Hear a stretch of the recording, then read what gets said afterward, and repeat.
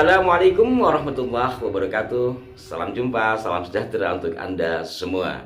Sahabat-sahabatku sekalian, edisi kali ini saya akan mengulas tentang bendera merah putih terkait dengan pertanyaan sejumlah sahabat di kolom komentar yang menanyakan kepada kami, benarkah bendera merah putih merupakan usulan dari Habib Idrus Salim Al-Jufri.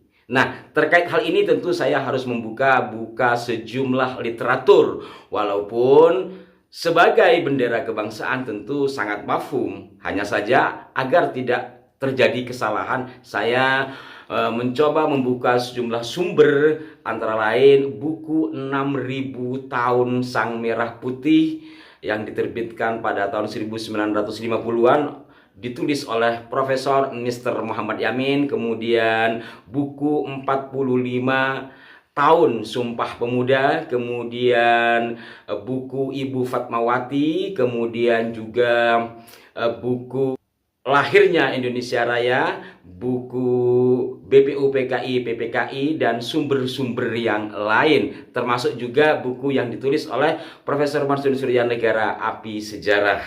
Nah, dari sejumlah sumber itu, saya tidak menemukan catatan atau tulisan yang menjelaskan bahwa bendera merah putih itu atas usulan Sang Habib. Walaupun ya beberapa tahun yang lalu sampai hari ini masih beredar pamflet bahkan video yang mengusulkan bendera merah putih itu adalah Habib Idrus Al-Jufri. Tetapi siapa yang mengatakan? Maka itulah kemudian saya mencari sumber media online. Dari sejumlah sumber media online itu saya akan bacakan dari duta.co. Edisi 5 Agustus 2020 diinformasikan bahwa duta.co FGD Fokus Group Discussion yang diselenggarakan DPW PKS Jawa Barat melalui Zoom meeting Sabtu 15/8/2020 di Bandung. Di sini ada penyampaian dari praktisi PKS, yakni Kiai Haji Mahfud LC-MH, Wakil Ketua Bidang Pembangunan Keumatan dan Dakwah PKS. Di dalam forum tersebut, antara lain beliau menyampaikan bahwa seluruh organisasi Islam dan pondok pesantren menjadi pusat gerakan kemerdekaan Indonesia. Kiai Haji Hasyim Asy'ari menjadi penentu kelangsungan kemerdekaan Republik ini dengan fatwa resolusi jihadnya. Banyak yang tidak tahu, banyak yang tidak paham bahwa pengusul warna bendera merah putih adalah Habib Idrus Salim Al-Jufri. Beliau ini kakek dari Habib Salim Sagaf Al-Jufri, Ketua Majelis Syuro PKS.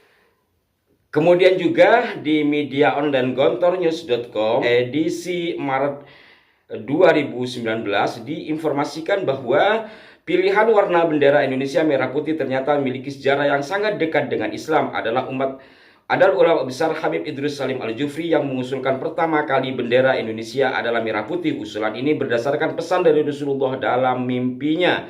Habib Idrus Salim Al-Jufri merupakan kakek dari Ketua Majelis Syuro Partai Keadilan Sejahtera atau PKS, Habib Salim Sagaf Al-Jufri.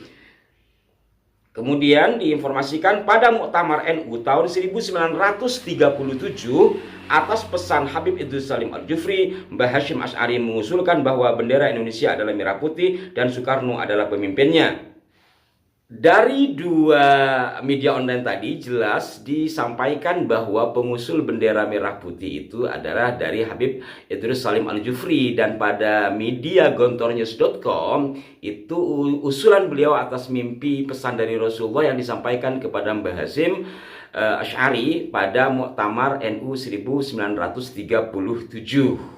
Nah, dari sini kita coba lacak. Sebagaimana dijelaskan dari sejumlah buku yang saya baca tadi, bahwa bendera merah putih, terlebih dari Pak Profesor Yamin, dikatakan peristilahan merah putih ini sudah ada sejak zaman purbakala.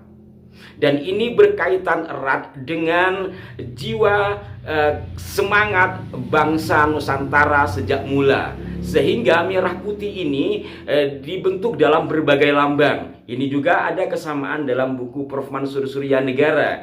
Contoh yang masih kita bisa lihat hari ini ada peristilahan bawang merah, bawang putih. Kemudian ada peristilahan gula klopo. Gula itu merah ya, gula merah maksudnya, klopo itu putih. Jadi itu adalah simbol-simbol merah putih. Kemudian ada bubur merah, bubur putih. Dan di kampung saya juga sangat dikenal, ada selamatan setiap tahun sekali itu menggunakan bubur merah putih. Merahnya adalah merah gula kelapa ya, putihnya adalah putih dari buburnya. Dan juga dalam pengantar-pengantar buku sejak dulu hingga hari ini sebagian itu ada istilah sekapur sirih. Kapur itu putih, sirih ketika dikunyah menjadi merah. Demikianlah endapan dan perjalanan panjang merah putih yang ada di Nusantara. Demikian ketika berbicara tentang merah putih sebagai sebuah nilai yang mentradisi. Kemudian dalam fakta-fakta sejarah dijelaskan bahwa mulai zaman Kediri, Majapahit, kemudian juga Aceh, daerah Sumatera dan sebagainya, wilayah di Indonesia pada masa kerajaan secara umum benderanya adalah merah putih, walaupun nanti ada ornamen-ornamen lain, tapi kental dengan warna merah putihnya. Juga dalam Perang Diponegoro disebutkan menggunakan bendera merah putih. Kemudian tidak lepas dari fakta-fakta sejarah adanya bendera merah putih dari Perhimpunan Indonesia yang pertama kali dikibarkan di Eropa pada tahun 1922. Tidak terkecuali ketika PNI berdiri juga menggunakan bendera merah putih, tapi tentu tidak seperti yang kita kenal hari ini. Ada juga di dalam catatan buku Sumpah Pemuda dikisahkan tentang Sultan Hamengkubuwono IX yang mengendarai mobil, di depannya ada bendera merah putih yang diistilahkan dengan gendero gulo klopo. Dan pada saat Kongres Pemuda kedua yang melahirkan Sumpah Pemuda, hiasan-hiasannya juga menggunakan warna merah putih, tetapi juga dijelaskan tidak seperti bendera yang kita kenal hari ini. Artinya ada hiasan-hiasan berwarna merah putih yang itu juga melambangkan dari bendera kita. Kita maklum karena pada saat itu masih dalam ketat-ketatnya penjajahan Belanda, sehingga tidak memungkinkan barangkali untuk mengibarkan bendera merah putih. Tetapi setidaknya mulai dari Perhimpunan Indonesia pada 1922 bahkan dikibarkan di Eropa ya, di Belanda, kemudian bendera PNI, kemudian juga dalam Sumpah Pemuda 1928, ini adalah bukti-bukti sejarah bahwa bendera itu sudah digunakan walaupun dengan ragam bentuk yang mungkin berbeda satu sama lain.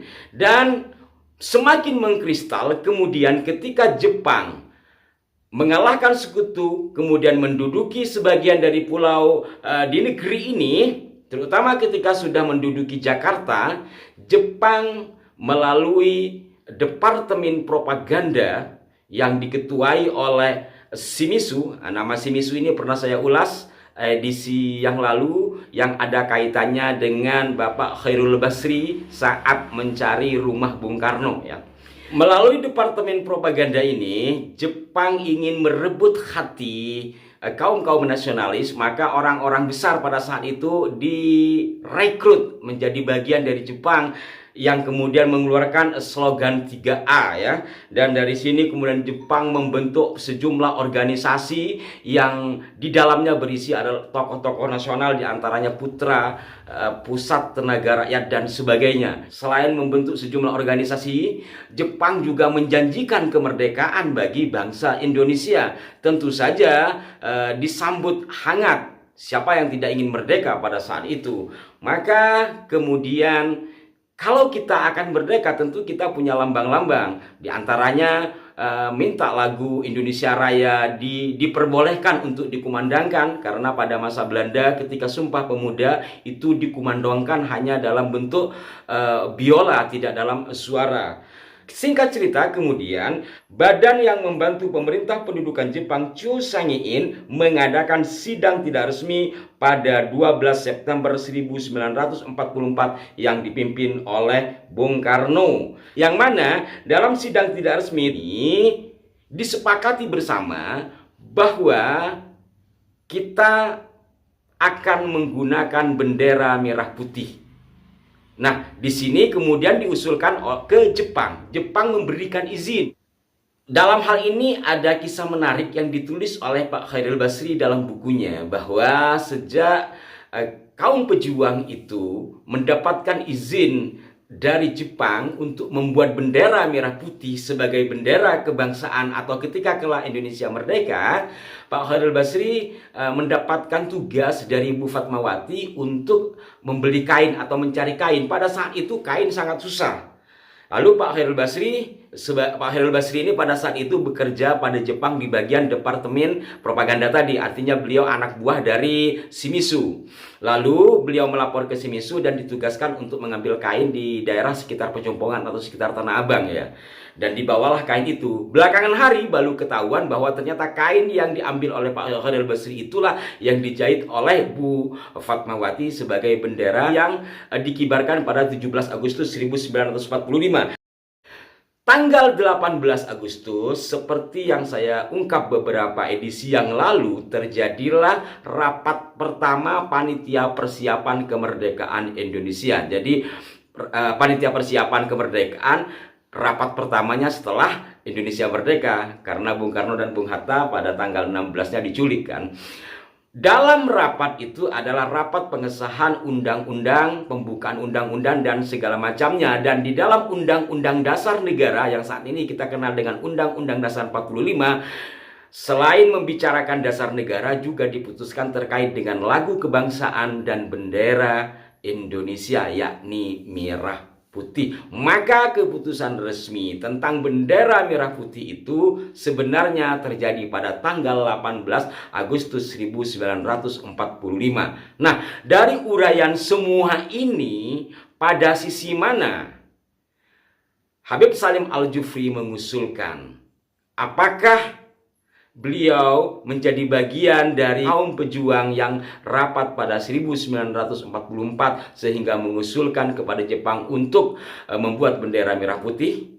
Saya tidak menemukan datanya. Kalau setting peristiwanya itu diusulkan kepada Hadratus Syekh Haji Hasyim Asy'ari dalam Muktamar NU 1937, melihat angka tahun 1937, tentu lebih dulu apa yang dilakukan oleh Perhimpunan Indonesia mengibarkan bendera merah putih pada 1922, atau yang dilakukan oleh PNI-nya Bung Karno, atau juga dalam acara Sumpah Pemuda 1928.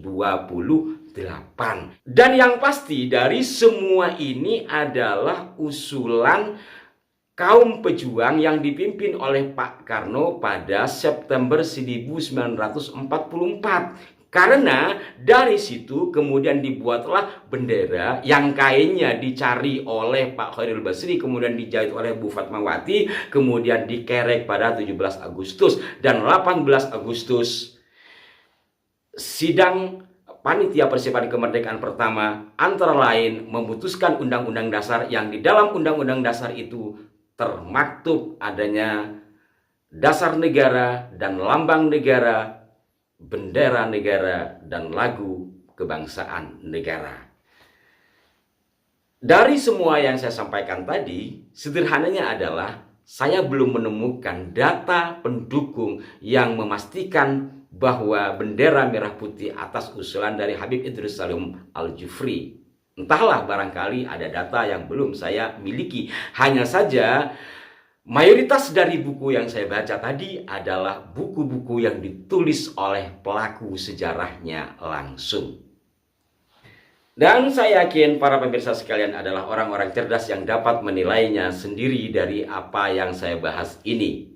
Mohon maaf jika ada kekeliruan. Sampai jumpa. Wassalamualaikum warahmatullahi wabarakatuh.